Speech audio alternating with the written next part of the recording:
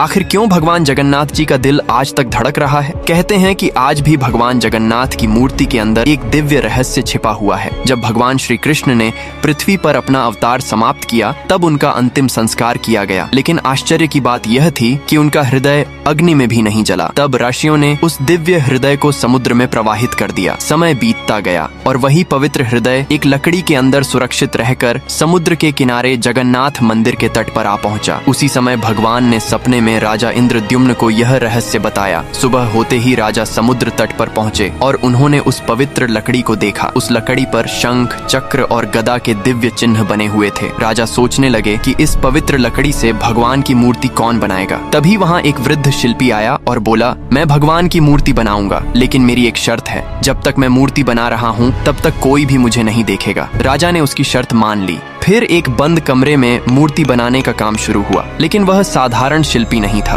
वह स्वयं विश्वकर्मा थे। उन्होंने उस लकड़ी से भगवान जगन्नाथ की मूर्ति बनाई और उस दिव्य हृदय को उसमें स्थापित कर दिया। काफी समय बीत गया, लेकिन कमरे का दरवाजा नहीं खुला। राजा से इंतजार नहीं हुआ और उन्होंने दरवाजा खोल दिया। जैसे ही दरवाजा खुला, विश्वकर्मा तुरंत अदृश्य हो गए और भगवान की मूर्ति अधूरी ही रह गई। इसीलिए आज भी भगवान जगन्नाथ की मूर्ति अधूरी दिखाई देती है। अगर आप भी भगवान में विश्वास रखते हैं तो कमेंट में जय जगन्नाथ जरूर लिखें।